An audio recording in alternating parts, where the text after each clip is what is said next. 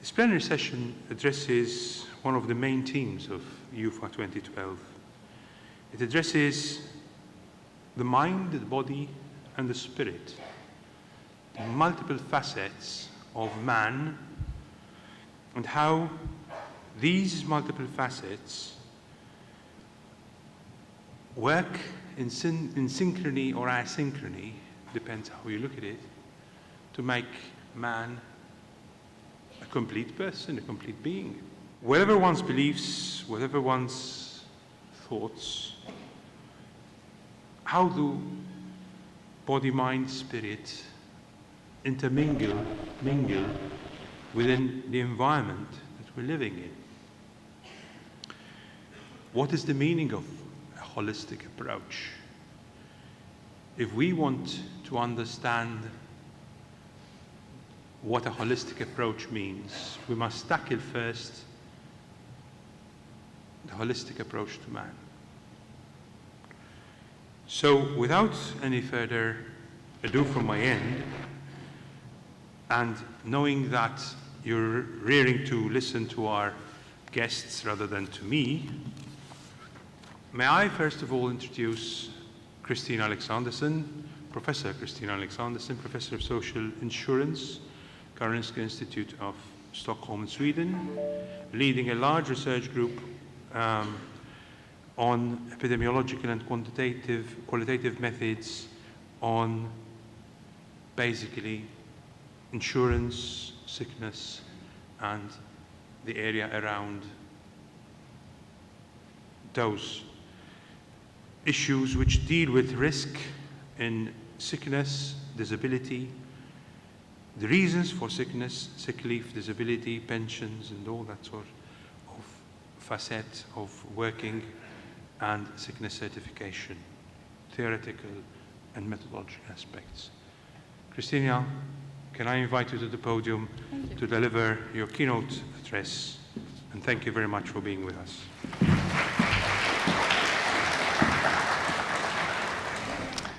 Dear John, thank you very much for this introduction. And I want to thank the organizers for inviting me to give this presentation and for the great party last night. And I thought that maybe 15, 20 of you would be here today after that party, but it's great. Many of you are here. Very welcome, ladies and gentlemen. I've been to these conferences for the last 20 years, most of them. And usually I present empirical data from my studies. Today I'm asked to do something quite different. I'm asked to be very basic, talking about concepts, and mainly the concepts of health, disease, and work capacity. But John also talked about holistic view, and I'll start with that. First, also saying something about health, because we talk here about public or community health, but what we really mean usually is the sum of individuals' ill health or morbidity. The community health, I think, would be defined in really different ways, and we can talk about that later if you want to. But if we talk about holistic, there are different views on this. When I, many years ago, started to work in healthcare, the physicians were seen as holistic if they actually integrated all somatic organs, not only the liver or the heart or whatever their specialty was, but look at how they interplayed with each other. Some even included the mind in terms of emotional or cognitive capacities of the patient, and even the soul or the spirit. In public health, we are very, we also include not only the individual, but the psychosocial and physical environment of that individual. We look at the interplay between them, and that's what we mean with holistic. Some also include the spiritual environment. For instance, some African societies include also the spirits of the dead ancestors and have ways of consulting them when looking at the holistic way. But in public health, this is what we mainly do and mean with holistic. I used to work at the Faculty of Health at Linköping University in Sweden, and there were often discussions about what the health aspect really meant. The physicians said that we don't work with health, that is too vague. We work with curing disease, that is our aim. And we said we need to know what we really mean with health, and a colleague and I set out a systematic literature review to identify the definitions of health that actually were there. We did this very wide. We looked at the medical literature, the public health literature, the behavioral scientific literature, philosophy, and many others. And we found basically 9 different definitions of health. And we could categorize them according to being either biomedical in nature or humanistic or somewhere in between. These are the 9 ones we found. I will not talk about them now. I will talk about, not in detail, I will talk about 2 different characteristics of them.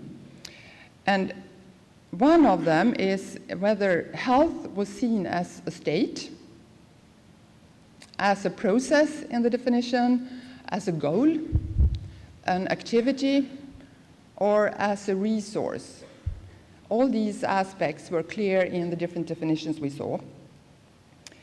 You all know the definitions of health from WHO, a state of complete, physical, mental, and social well-being.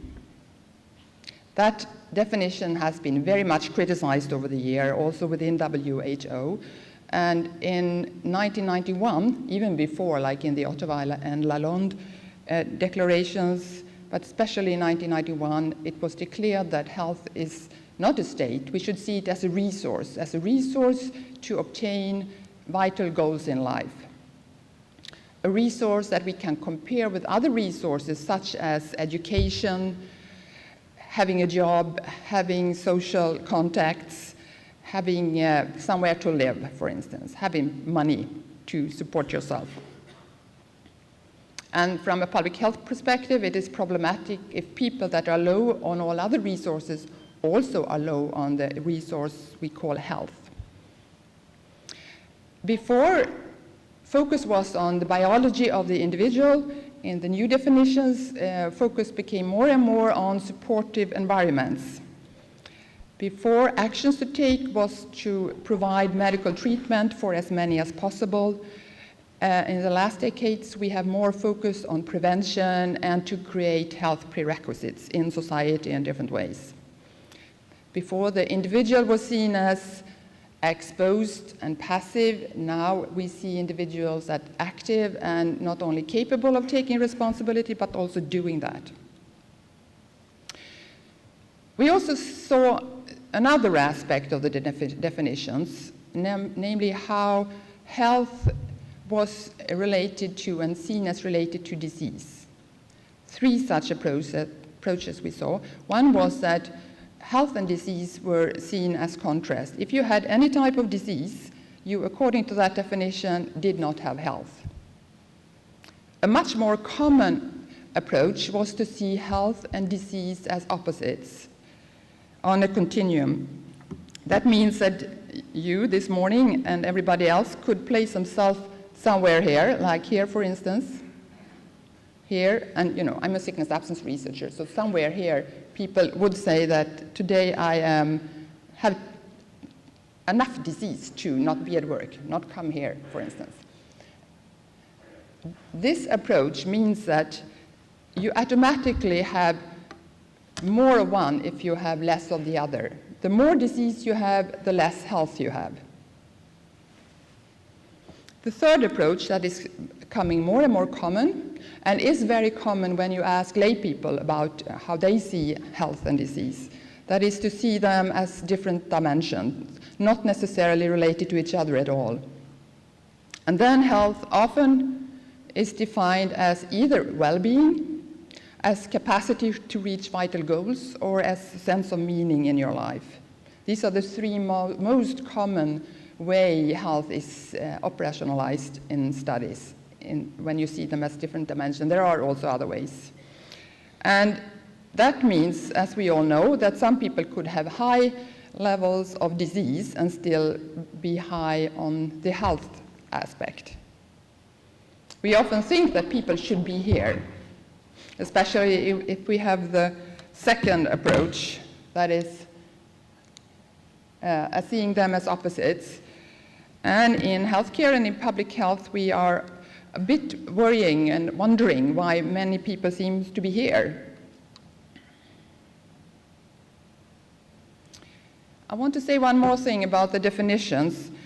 And the definition of well-being. Some definitions say that health and well-being is the same thing. Others say that well-being is a prerequisite for health, while others say that health is a prerequisite for well-being, depending on how they are defined. This is a picture of Michael Anderson, who is born in Sweden without legs and without arms. He definitely defines himself as being high on the health aspect, both in terms of well-being, capacity to reach vital goals, and having a high sense of meaning in his life. And he sees it as there are nothing he couldn't really do in the society he lives. From a medical point of view, we would say that he would be rather high on different aspects of disease. This leads us to morbidity and how to think about that. And I will use the three concepts of illness, disease, and sickness, which is what we often use in public health and use data on in public health. Illness, as we usually define as the type of morbidity people themselves experience themselves or state themselves as having, and we usually have a lot of data on that from surveys. Disease is what medical science at a given point has a diagnosis for. And that, of course, changes over time. When I started in this area, there were no diagnoses for HIV or AIDS, for instance, and other diagnoses disappear over time. Depending on that, the disease spectra changes, but also on science and how that is developed. This is the situation, and especially so for women, depending on how medical science has developed over the last centuries. So there's a lot to know in order to maybe get these circles to be combined in a better way. The sickness aspect is quite another thing. If illness and disease occurs on or inside the skin of an individual, sickness is the role a person with illness or disease takes or is given in a specific society, the sick role. And if what type of illness and disease that entitles you to having a sick role differs very much with the culture you live in. Sickness absence, as I'm being a sickness absence researcher, you know, I always come into that, is a very small part of the sick role. If I, for instance, had a fracture of my leg some days ago, I would definitely take a sick role here. You would have had to help me up them stairs, bring me coffee, and help me with the computer. You know, I would really take use the advantages that the sick role gives you. But I wouldn't be sickness absence because I wouldn't need my leg to do my job, that is to give this speech. So this is one way of illustrating this. Any disease might give limitations in function, but many of them do not at all. And only a few of the limitations have bearing on your work capacity. So I would have limitations in how I could walk or carry, but the demands of my work doesn't mean that I need functioning legs. So I wouldn't be entitled to sickness absence. Another way of showing the same thing that is often used based on the ICF, International Classification of Function, is that disease and sometimes also symptoms, not from the disease, but from the treatment the disease leads to. For instance, in cancer, it often is the cancer treatment that has impact on the limitations in function. But only some limitations in function has bearing on your activity, and only some of them has bearing on your work capacity. And we need to differentiate between that. We all know that there is a very uneven distribution of morbidity in society. People from lower social strata have higher levels of morbidity and mortality. When it comes to sickness absence, these are extremely unevenly distributed. If I had had a job as a construction worker or within elderly healthcare, for instance, with that bone fracture, I would not have been able to do that work. That means that the social consequences of morbidity are very different. Sickness absence would not be a good measure of morbidity in a population, but it would be a very good measure of social consequences of having morbidity. And how we build our society has great bearing on what type of morbidity that affects the possibility to participate in the democratic process, in society, and in the labor market. This is a picture of the costs the state has in Sweden for healthcare and for sickness absence and disability pensions. They are about equal, about 10 billion euros per year. If we compare the research, the relationship is like this. Irrespective of how you measure research, if you measure it in terms of positions, academic positions, it is 1 to 3,000. If you measure it in terms of publications, it's 1 to 100,000. If you measure it in terms of money, we have the same relationship. So we have very little knowledge on this type of consequences of morbidity. If we look at what is done, most studies on sickness absence are done on risk factors for becoming sickness absent, not on what affects return to work.